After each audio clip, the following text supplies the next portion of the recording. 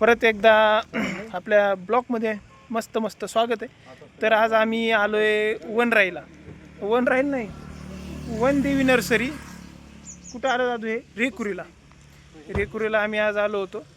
आणि येण्याचा मानस असा की आपलं जे श्रमदानचं कार्य चालू आहे, श्रमदान गार्डनमध्ये जे आपण झाडं आणणार आहेत त्यासाठी आज एक नवीन व्हरायटी आणली आहे आम्ही, की ती बेस्ट आहे व्हरायटी नाही का. त्याची आपल्याला आणखीन त्याचा अभ्यास नव्हता, पण हरकत नाही. मोठा भाऊकडं आल्यानंतर त्यांनी आम्हाला त्याची थोडीशी माहिती सांगितली आणि आम्हाला ती पटली, त्यामुळे आम्ही ती स्पेशली घेऊन आलो आहे. आता गाडी भरायचं काम चालू आहे. सगळ्यात महत्त्वाचं म्हणजे काही गोष्टी होण्यासाठी त्याला एक व्यक्ती कारणीभूत लागतो. तसे आज आमच्या या कार्याला बाबाजी कारणीभूत आहेत, की बाबा आम्ही हा म्हणायला आणि त्यांनी होकार द्यायला, आम्ही फोन करायला त्यांनी हा म्हणायला म्हणजे सहज काय होत नाही. दुर्दशर करा योग्य आहे. सूरज महाराजांचा फोन आल्यावर हा म्हणावं लागत. तर हे प्रेम नाही तर दुसरं काय. लोक पैसे देऊन प्रेम विकत घेतात. आणि माझं तर अनुभवाचं सांगतो, शब्दावर टाकला की लगेच प्रेम येतं. यस. मग मी तर जामखेडचा आहे, लोक 3,500 रुपये देऊन प्रेम विकत घेतात. पण सर तुम्ही येतात आमच्या तिकडे, मी इकडे येऊन प्रेम वाटतोय मी त्यांच्यात बदल असं ना काही राव मास्तर काही नाही.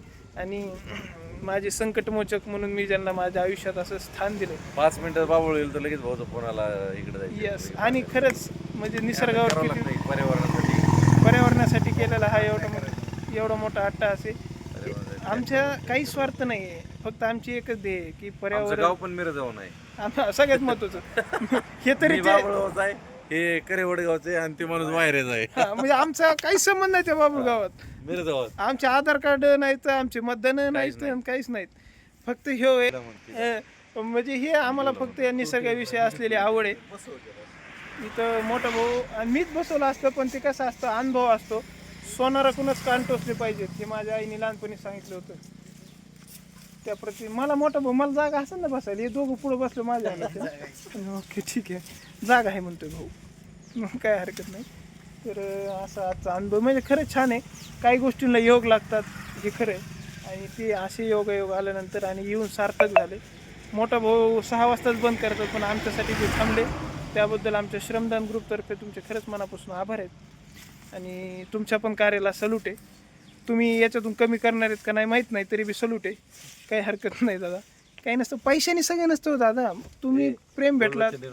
माझ्या आयुष्यात आणखीन एक मोठा भाऊ ऍड झालाय. ह्याचे पण त्रास नाही काय ना पडतं का त्याचं काही? अरे फुलं आहेत ना, बी वगैरे नाही. या निसर्गात खरंच कोणाला त्रास नाही, फक्त माणसाचा साऱ्या जगाला त्रास झाला. माणसाला त्रास होतोय आणि माणसाला त्रास देतात. सगळ्यात वाईट माणूस आहे. जाऊन दे आता, आपलं कसं असतं कॅटेगरीला नाव ठेवायचं नाही म्हणून मी ठेवत नाही. पण छान मस्तपैकी मोठा भाऊनी मस्त सेट केले. यस, बाग मोठा भाऊनी स्पेशली माझ्यासाठी बाग तयार केली आता. मस्त आहे. आता पुढं जाणार आहेत आपण, ते झाड पण बघणार आहेत. पण आजचा जे एम होता की आपल्याला झाडं आणायची होती, घाई करायची होती. पाऊस येतोय, पाऊस येणार आहे. आणि पाऊस येत असताना संधीचं सोनं कसं करायचं हे आमच्याशिवाय जास्त कोणाला कळणार. पाऊस येतोय, पावसाचं सोनं करणार. गेटला नाही आपल्या सगळीकडलं किती झाले दादा? दे मोठा भाऊ दे तू.